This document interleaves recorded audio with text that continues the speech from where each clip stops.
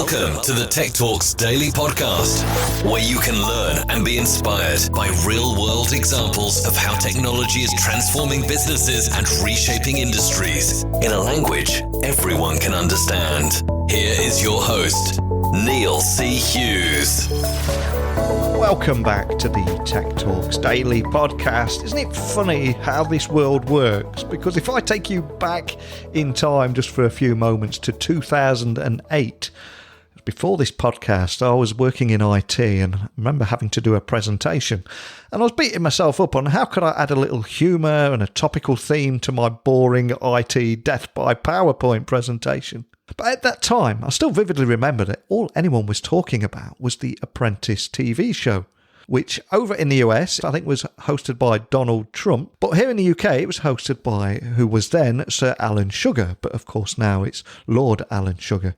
And at that time, many people I knew were rooting for a guy called Lee McQueen, who was an incredibly down-to-earth guy from humble beginnings, but with big ideas and lots of passion. And you might remember Lee's catchphrase for the show, which was something like, "That's what I'm talking about." Anyway, what I'm trying to say to you in a long-winded way was I shamelessly used that catchphrase in my presentation, and he went on to win The Apprentice. End of story. But today, I got to sit down and talk to him in person about what he's doing now. And Phoenix 51 is now a leading HR tech-enabled talent recruitment, assessment and development platform, which was launched after establishing a world-class advisory board, which has successfully completed its beta phase, and the company is already working with a host of blue-chip clients. But I want to learn more about Lee's journey. From those humble beginnings, what put him on this path, his time on The Apprentice and winning the show, and how it put him on this path with Phoenix 51, which is enabling organisations to make data-driven decisions at every stage of the employee journey, from hiring through to benchmarking, training and retention.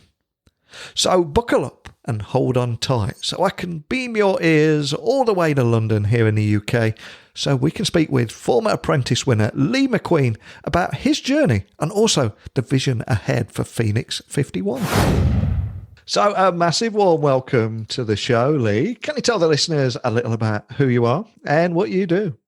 Yeah, absolutely, Neil. Thanks so much for having me. I really, really appreciate it. It's an honour to be on the podcast. So my name's Lee McQueen, and if you was to Google my name, you might see that I'd had some escapades in the past on winning The Apprentice. For me, I'm probably most known in my professional career as somebody who is an entrepreneur who's got 20 years recruitment experience and has built a couple of businesses in recruitment with a recruitment feel and a people feel. And most recently, like 5 weeks ago, launched Phoenix 51, which is our latest technology business. Well, one of the things I always try and do on this daily tech podcast is find a little bit more about the story behind an individual or a tech company and what put them on this path. So like you said there, you have 20 years in talent acquisition, including assessment and competency framework space. But I'm curious, before we even get to The Apprentice, where did that passion for developing solution enable organizations to select future talent? Where did all that come from? Well, if I roll right the way back and just talk about my kind of my journey, that I grew up in a kind of very humble beginnings. My dad's a milkman for 42 years. My mum, doctor's receptionist. We grew up in a council house over in northwest London, and I'd always worked. My dad had always worked. It was a grafting type mentality. And I think as early as the age of 12 or 13, I had a couple of paper rounds, and I used to go and jump on my dad's milk float every Saturday to earn an extra bit of pocket money or whatever it might be. So the beginnings for me was, I didn't know as a child. I didn't have these burning ambitions to be a company owner or anything, because I didn't ever have that around me, if that makes sense. Just a normal kid with I was the guy that went to school with high tech trainers on when everyone else had Nike and Reebok. I was the guy with the high techs on. Not that there's anything wrong with high techs, by the way, but back then, when I was growing up in the 80s, you wanted to have the Nikes and the Reeboks, and for me it was just we just worked. That's what we did. It was just a normal family, worked hard. And when my unfortunately for me, my parents split up when I was 17, and I had to go out and live on my own from quite an early age, as I say, 17. So I rented a place for about 6-7 months, and this was probably my first foray, if you like, into kind of understanding economy or understanding business, because I was renting and just splashing money down the drain every month, and it didn't really make sense to me. I thought, surely I could make my money last better if I was to buy my own place.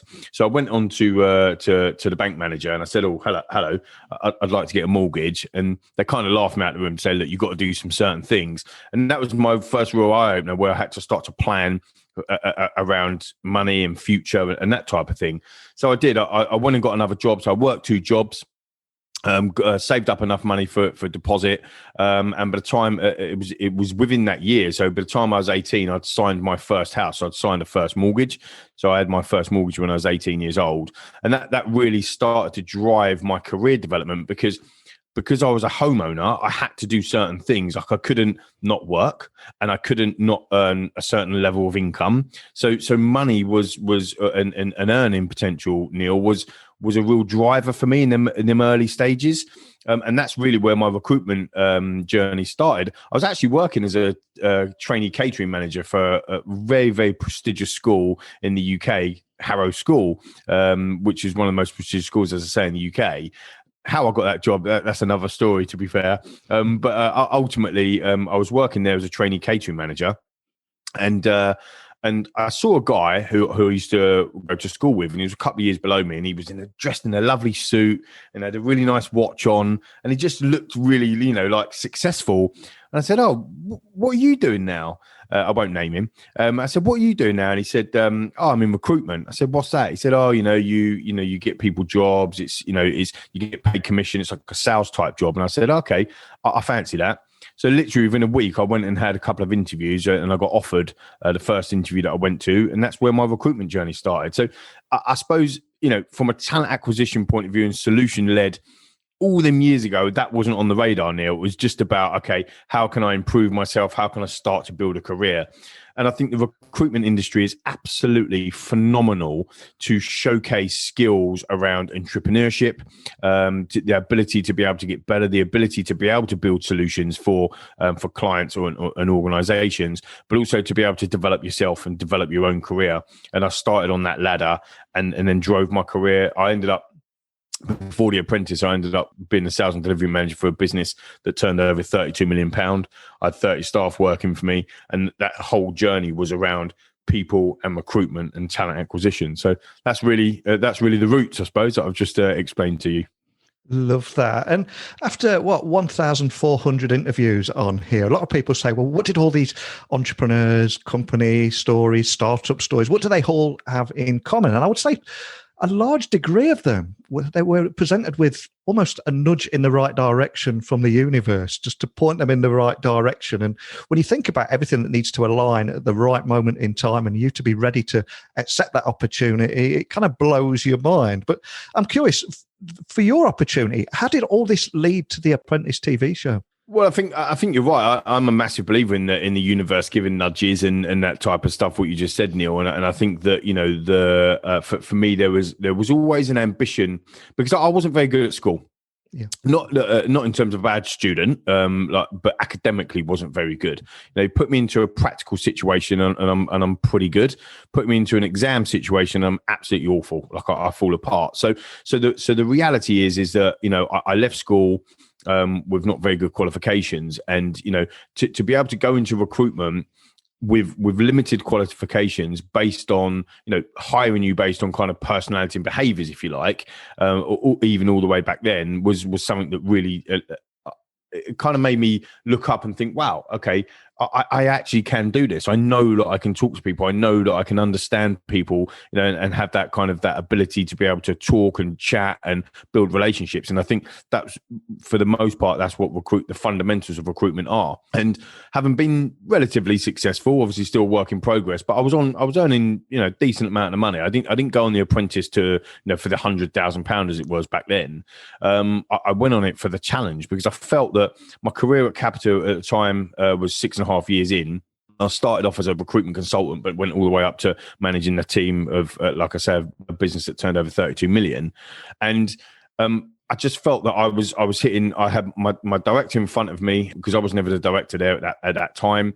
He weren't going anywhere, and I couldn't see myself getting his job. So I just wanted to challenge myself. I wanted to see, can I go up against, the best, inverted commas, talent in the UK? Can I try and beat them at, we got really strong academics during that process. You've got people that have got different business experiences. You've got people that have got different backgrounds. And I just wanted to go up against that. And actually, it was, again, another nudge, because, and again, this is a true story. I went into my office at Capita one morning.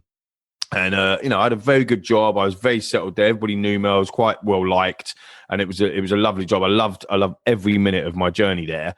But I sat down at my desk, and there was a piece of paper with a Post-it note on it saying, "Fill me out." And that's all it was. And as I turned over the first page, it was an apprentice application form. And one of my team had stuck it on there and said, "Go on, fill it out."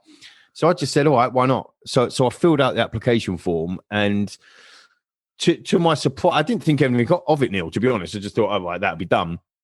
To my surprise, a couple of weeks later, I got a phone call to say, "I would like to see you for an interview," and then another interview, and then another interview. And 7 interviews later, I beat 20,000 candidates to get onto the show, which again was quite surreal, because you have to quit your job. So I've got this dilemma now. It's like, okay, do I gamble? So I'm in the top 16. Do I now gamble, quit my job, and go after it? And I decided to, let's do it. So, fortune favors the brave, I suppose. So I did. And then 12 weeks of grueling process, business style tasks for the listeners that don't watch The Apprentice. It's like a giant assessment center. It's every week. Lord Sugar, as he's now known, I know him as Sir Alan, but Lord Sugar will observe, will see whether or not these candidates can actually get through the tasks that he puts in front of them. And as the weeks went by, I got through the next one, ended up getting in the final and winning the show. I won back in 2008, and it was an amazing journey. I ended up setting up a business with Lord Sugar and his son Simon called McQueen, which is a pan-European digital media business. And we went after the petrol station networks so that we could go and do advertising in their convenience part of the petrol stations. So, you got your BP shops or your Shell shops and your Total shops. And it was a pure digital advertising business. And it was really good. But again, if I'm being totally transparent, I had a great time there for just under 2.5 years, but my passion is people. My passion, after being in recruitment for the period that I had to go and launch my own business, I had to do my own thing. And what The Apprentice does is gives you the confidence, the courage, I suppose, to actually say, "Do you know what? I'm going to step out. I'm going to go and do my own thing." And that's what I did. So, just under 10 years ago, about 10 years ago, I launched a business called Raw Talent, back in the recruitment space. And it was a disruptive business to actually shake up the grad market. I remember you famously winning the show, and it felt like a huge moment for you and a big turning point. And I'm curious, though, looking back, what did you learn from working with Lord Sugar and indeed the entire experience? Yeah, it was a turning point. I mentioned the two words there, confidence and courage. And I think that, part of my advice on to anybody that's looking at setting up their own business or, going out on a new venture, whatever it might be, is, most successful people will have an air of confidence about them. I probably come across really confident, but I've got my demons like everybody else. And that's important that you know yourself, you know what you can do, you know what you can't do, and don't be afraid to go and seek help. Don't be afraid to get better people around you. And I think that for me, the learning process with working with Lord Sugar and his son Simon, who was absolutely phenomenal, by the way, is keeping things. You don't have to complicate things, Neil. Business is actually quite simple. And Lord Sugar's biggest thing for me was keep things simple, keep things ticking over, making sure that people can understand you or your proposition or the problem that you're going to solve. And actually these are the key 3, 4, 5 simple things of business that actually, if you stay focus on what they are, you start to see much bigger and better results, and actually quicker results. There's nothing more than a turn off is when you're overcomplicating things, when you're talking about things for the sake of talking about things, or your business platform is got X, Y, Z, ABC, blah, blah, blah, and people just don't get the jargon. They don't understand it. What is your business set up to do? And why are people going to buy it from you rather than if they can do it with somebody else? I think there's always been, certainly in the research that I do, I read quite a lot of books, and I listen to quite a lot of audio books and podcasts and that type of stuff as well in terms of self-learning, because I think you can always learn something every day. I think that's really important. But there's certainly in my research and my reading that, when business gets overcomplicated, then that's the bit where if people don't understand something, then they won't buy. And if they don't buy, you don't have a customer. If you don't have customers, then you don't have a business. So for me, it was about keeping things simple. Completely agree with you on that. And before you came on the podcast, I must admit, I did Google Lee McQueen, and one of the things that I discovered up. Is it true that you called in sick on your first day after winning the Apprentice? And how did that go down? I've got to ask. Yeah, I mean, what I love and what I loathe, I suppose, about having my kind of 5 minutes of fame, as it were, is that there was a massive amount of interest, and there still is in the show. But in 2008, I think there was something like 11 million people watched me win that show. And if you think about the population, that's 1 in 5 or 1 in 6. Of people in the UK knew who I was. So the headline that most of the newspapers went with Lee calls in sick on his first day, it wasn't a lie. Like I didn't go to work on my first day for Lord Sugar. But truth be known, it wasn't actually my first day, because we'd done some prep work before that and so on and so forth. So it was the first day publicly, but it wasn't the first day kind of that I've been in and around.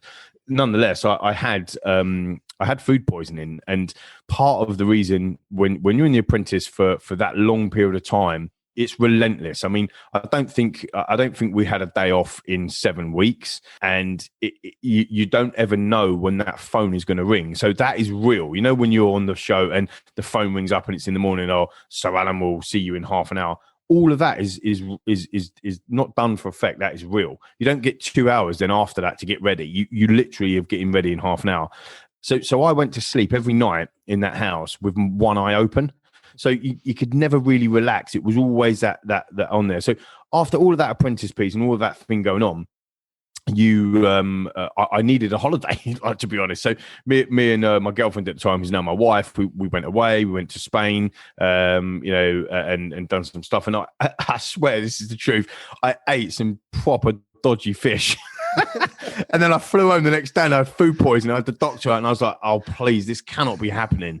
But again, he was really nice about it. He just said, look, these things happen. I think I had a couple of days. My start date was delayed by a couple of days because of that. And then when I did start, I actually met him. I went to his house and I met him at his house for a private meeting, and he gave me some hand sanitizer. I'll never forget it. Actually, obviously everybody now has hand sanitizer everywhere, but he gave me some hand sanitizer and he said, "Just use that. Make sure there's no germs." Is a funny moment in a what could have been a horrible story, a horrible mess, but that's the truth.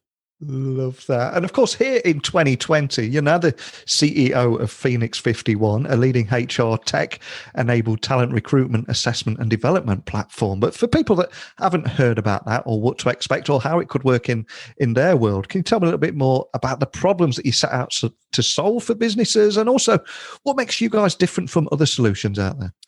Yeah, for sure. Thanks, Neil. So look, Phoenix 51 is born through our recruitment business. So the recruitment business that is still operating now and still running for the last 10 years is Raw Talent. And what we did is we ripped up the resume, we ripped up the CV, and we said to clients and we said to organizations, look, don't hire based on a piece of paper, hire based on personality, behaviors and competencies. And actually lots of organizations around the globe still hire based on pen and paper and CVs and post-it notes and and the kind of what I would say the archaic way of making the most important decision that you will make, which is your people. So we invest millions and millions of pounds or dollars around the world in people development, or finding the best people, spending money on recruitment agencies, or whatever it is. But actually, we don't structure the way that we hire these people. We don't structure the way that we promote these people. Or we don't have a structured way of identifying with key data points why Neil is good for this role, why Lee is good for that role. And so, although we're running, some organizations do, but they're still running it on paper, and some organizations don't have any structure around it. Phoenix 51 actually eradicates all of that. So it's a completely digital platform that enables organizations to wrap their key values, behaviors, and competencies around their hiring process, their promotional process, their benchmarking process. So to give you an example, you and I work in an organization, Neil. You've been in a management position for 6 months. I've been in that management position for 5 years. Typically, I will be promoted before you because of length of service, but you're better than me. So you should be promoted, not me. Does that make sense? Yeah, but there's no data. There's no data inside of them organizations to show that Neil's better than Lee or better suited to that next promotion. And in the same way, if you, Neil, was promoted before me, the first thing I'll be doing is banging on my manager's door saying, I've been in this position for 5 years. Why didn't you promote me? So Phoenix 51, it isn't just about hiring, but it's about people decisions. And it's about having data-led decisions rather than hiring or making them decisions or promoting people because I like you or because of gut feel. It's about what do we really need and want in this job role or in this position or in our business. So what are our values? What are our competencies? What are the behaviors that we're looking for? And what Phoenix 51 does, we build digital frameworks so they are specific to your organization, and then enables clients, line managers, hiring managers, HR, talent acquisition teams to be able to make better people-led decisions. Now, the thing is, it's not about computer says yes or computer says no. It's about using the technology to be able to get key data points so that the human, the individual, can make a better decision. So if you want to ignore all of the data that you've collated, that's your prerogative and it's up to you. I would tongue-in-cheek suggest that that's the wrong decision to make. However, it's very, very difficult when you've got the data in front of you to make a different decision because the data points don't lie. If you've got key communication, if your values are communication, you want people with really strong leadership skills, you want people that are commercially aware, you have value around your own people, you want to develop your own people, how are you making them decisions when it comes to promotion, when it comes to hiring, when it comes to probationary periods, or benchmarking against?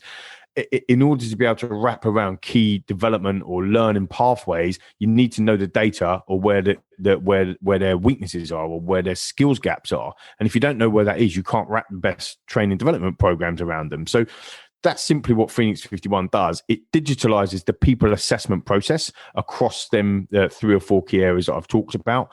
But it also gives some real clear data points as to why we should hire or why we should promote or where we need development. So Neil, you might not be perfect. I know most people like to think they are, but Neil, you might not be perfect, but we're still going to hire you because you've got these key gaps that we know that we can help you with, and we know that we can coach you. So it really helps learning development teams. It helps talent acquisition, HR teams. It helps line managers make better driven decisions.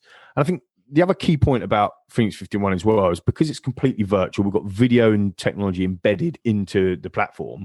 We're running structured interview processes, so scoring digital notes in real time. So we're not having to fumble around with our notepad and our pen. We're not having to worry about GDPR or CCPA regulations because ultimately everything is being recorded in real time. We've got automated feedback. So every single individual, whether or not that's a current employee or a candidate, if you're bringing through the process, ultimately we automate feedback. So every single candidate or every single employee that comes through the platform gets brilliant feedback against their key data points. So everybody that's going through the process, if you're using Phoenix 51, will have automated feedback that enables the candidates or the employees to have a really good journey, whether that's a recruitment journey or promotional journey or, dare I say, a restructuring journey. There's a lot of businesses at the moment that are restructuring and they need to fundamentally find out who's better. Is Neil better for this role or is Lee better for this role? I know it's not great, but they're the times that we're in, Neil, right? We're in the times where people are restructuring, people are understand how can I still grow? How can I still scale? And to have that feedback at a touch of a button that actually lists out and understands with graphs, with key data points, this is your strengths, these are your weaknesses, this is what you can improve. It just improves the candidate journey, improves the employee brand, and also enables organizations to make better driven decisions. And that's really why we've set up Phoenix 51. And 2020 has been a turbulent year for so many different reasons. And a lot of businesses are having to do more with less now. And I think now more than ever, one of the biggest changes I've seen is the importance of data-driven decision-making in businesses. So just to bring everything to life that you just mentioned there, are there any use cases or recent stories that you can share that will just help listeners understand how you're helping businesses with those data-driven decisions at almost every stage of the employee journey? Yeah, for sure. We work with a business that is a huge business. I'll tell you who they are. They're one of our clients is called Mediacom. They're the largest media agency in the UK, and they're part of the WPP group. Now, I've chose this story because it's actually really poignant as to the reason why we called our business what we did. So, the technology platform was developed in-house in our recruitment business. And we were using it all over the world for our clients, and Mediacom was one. And we used it with Mediacom, and I got a tap on the shoulder from one of the chief people officers there, and she said to me, "Would you sell us this direct?" And I said, "What, outside the recruitment business?" She said, "Yeah." I said, "Yeah, of course." And then I ran back to my office thinking, "Oh my goodness, how am I going to do this?" We then started the process of extracting our kind of proprietary internal system as a standalone, and we sold it to Mediacom. They were our 51st user of the platform via the recruitment business, hence the 51. And we called the business Phoenix because it was born or reborn out of another business. So that's why we've called kind of Phoenix 51. Mediacom was really the kind of the early adopters. They used it actually quite similar to the example I've just used myself and you, Neil. That they got 150 managers in their business, and they didn't have a foundation or a benchmark as to where everyone's skills gaps were. And what they were doing is we were working in silos with their own line managers, identifying their skills, their strengths, their weaknesses. And what they wanted to do as a business is actually get a foundation across them 150 managers. So what they did is they used our digital frameworks against their key values and key behaviors and competencies, which we built into the system. So specifically around Mediacom's white label, so it looks like Mediacom, it sounds like Mediacom. All of their branding is all over the platform, so it's nothing to do with Phoenix 51. It's another benefit, I suppose.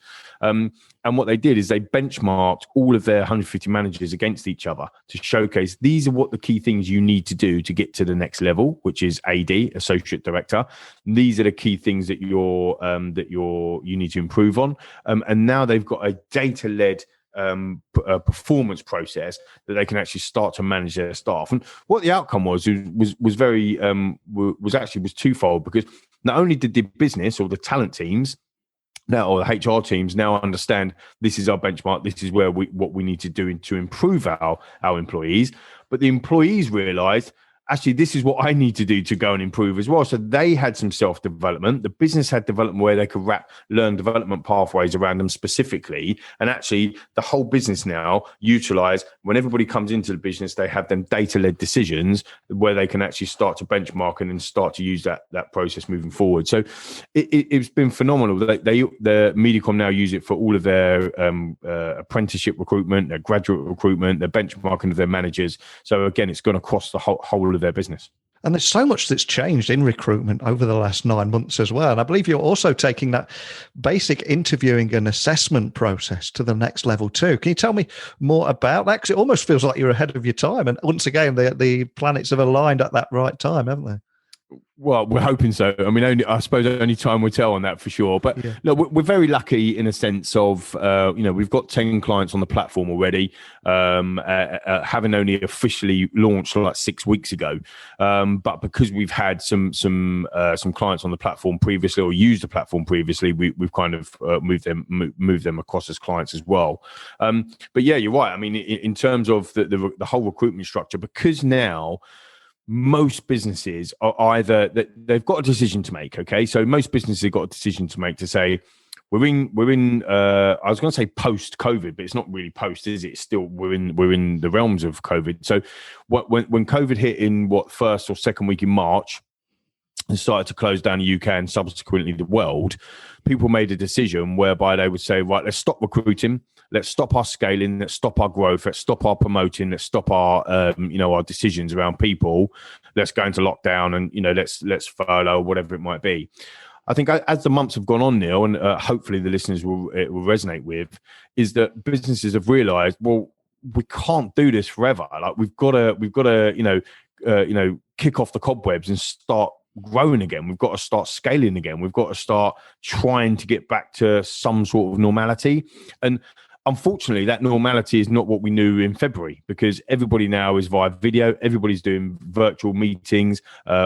Some people are even picking up the phone, which is proper old school, but some people are still doing that. But a lot of people now are meeting via video.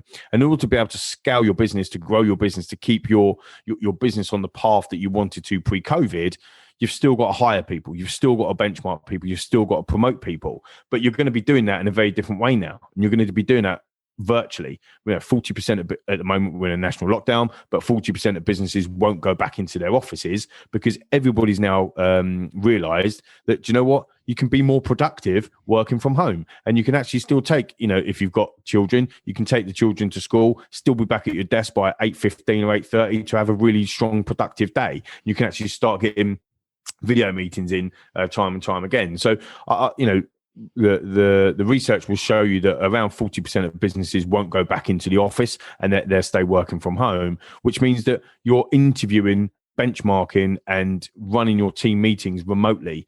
And if you're using remote technology to be able to do that, that's where you might come unstuck with the unstructured interviews. So what we've done with Phoenix 51 is embedded video technology, but structured them around our digital scorecard, enabling organizations to structure key interviews, scoring, digital notes against each of the key answers, whether or not you're asking them questions or you're observing them virtually. We ran a virtual assessment center for one of our other clients, Redgate, over in Los Angeles. So we was over here in the UK, 7 hours behind Los Angeles. We ran the entire assessment process virtually from start to finish. We started, I think, with 480 candidates into the process. We used Phoenix 51 platform to screen, do first screen, second screen interviews, all virtual. We then ran up competency-based interviews specifically around our scorecard that wrapped specifically around their values and competencies.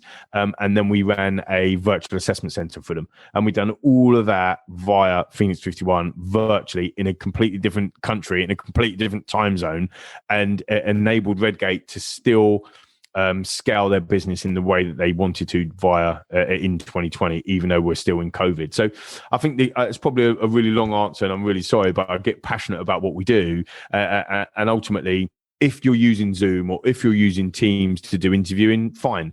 But nothing's really changed there. All you're doing is going from meeting somebody face to face to doing it via video.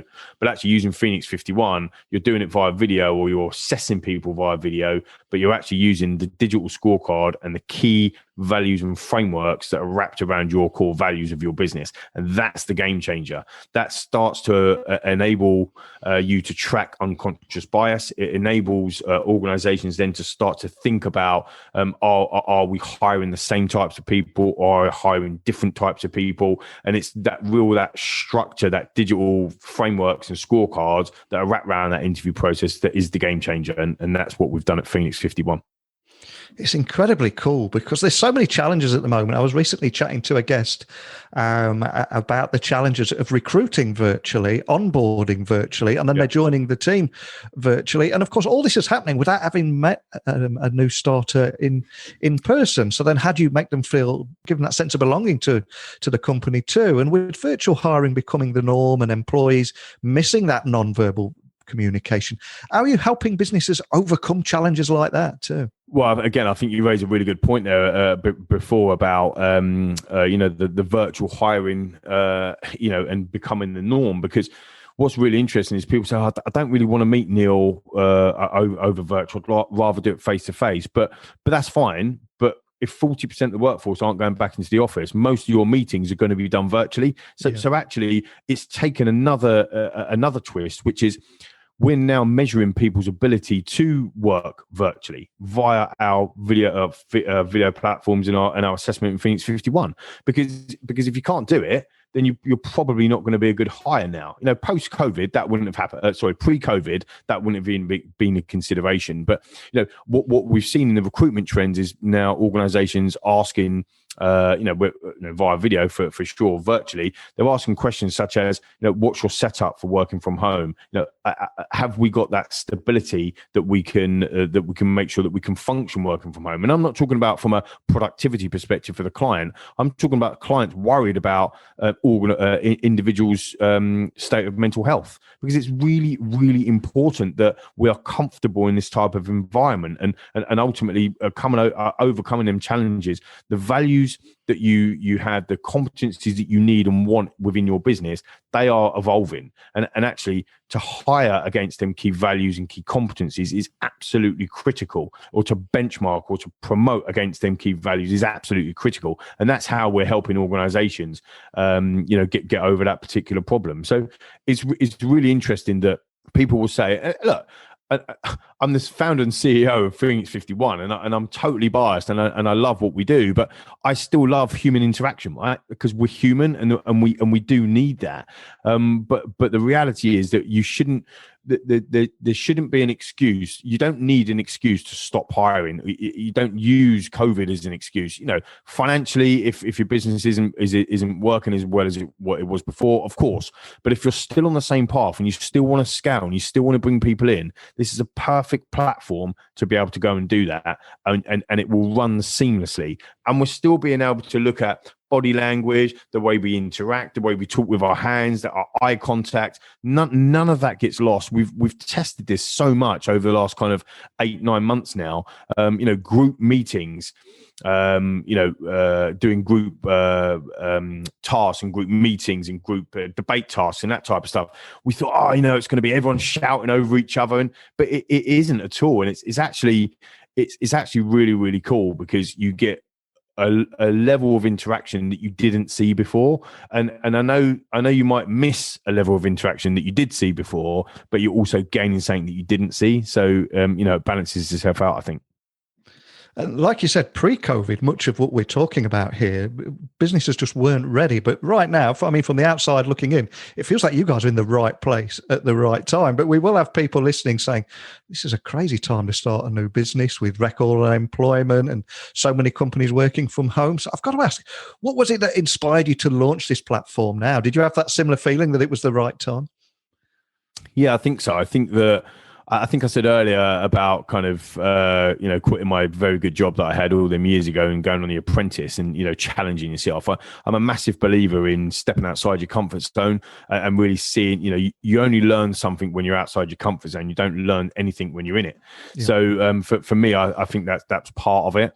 I think so. It was that courage and that being bold. Part of my experiences in the past have taught me that, to fortune favors the brave. So, go for it. I think the other key thing is that we knew the market was going to change, because, all of a sudden, and this was like the whole world, when does this ever happen, Neil? But virtually the whole world overnight have gone from human interaction to virtual, like literally overnight. And it was kind of like, wow, there was only a few platforms that you could utilize. Look, and we both know what they are. Teams and Zoom are probably the two biggest ones that everybody utilizes, but there's no structure around them. Anyone can get this is just a meeting. This is not a structured interview. This is not a structured behavioral competency led review. This is just a meeting, and that's absolutely fine. But what Phoenix 51 wanted to do is wrap that science around it. The most important asset in your business, as I said before, is your people. There is no doubt about it. So why would we leave making the right hiring decisions or the promotional decisions? Why would we leave that to chance? CIPD states that with a structured interview that you could improve from 50%, so a 50-50 chance, all the way to 85%, of making the right decision. And when we spend so much money on hiring people or developing people or salaries or whatever it is, why would we leave that to chance? So what we wanted to do is we wanted to I suppose not disrupt, but we wanted to make a statement to say, look, there's an education piece here as well. I know millions and millions of people around the world will still do their own thing. Like they still get their pen out, they still write handwritten notes, and that's just the way that they do things. But actually, if we can give you a better return on investment, we can give you a better data that allows you to make a better decision, that allows or enables them individuals to stay in your business longer, that you don't have to replace them and cost $12,000, $15,000 or £12,000 a year or whatever to replace, then surely there's an option there. And I think I think you're right. I think we are in the bullseye, and I think we got a little bit lucky on that. I think the other overriding decision was that the recruitment business fell off a cliff. Within the first week in March, we lost 90% of our revenue. So I could have stuck my head in my porridge and just cried, or I could just use this as a reset button and say, right, this is the time to launch a new business. And we've managed to get, obviously I'm completely biased to listeners, so forgive me, but we've managed to assemble a world-class team. My business partner is a qualified business psychologist, and he's just finishing his master's. Managed to get Chris on board. He's amazing. My sales team, we're just closing off our first round of investment. So we've managed to get our first round investment done and dusted by the end of this month. And our team consists of some outstanding people within the realms of marketing, within the realms of PR, within the realms of sales, within the realms of technology, and our CTO and our development team as well have been superb. So, for us, we felt it was the right time to push the button to launch and to get a foothold. Again, if I'm just talking honestly, our plan is to grow the business because we generally think that organizations should be using our platform. It's because it's really good and it's fit for purpose. It's very, very simple. It digitalizes people assessment, but it's simple. One of the hardest things for bigger organizations is to get adoption from the hiring community, from the line manager, from the user community. Come back to what I said about Lord Sugar earlier, keeping things simple. Our platform is simple.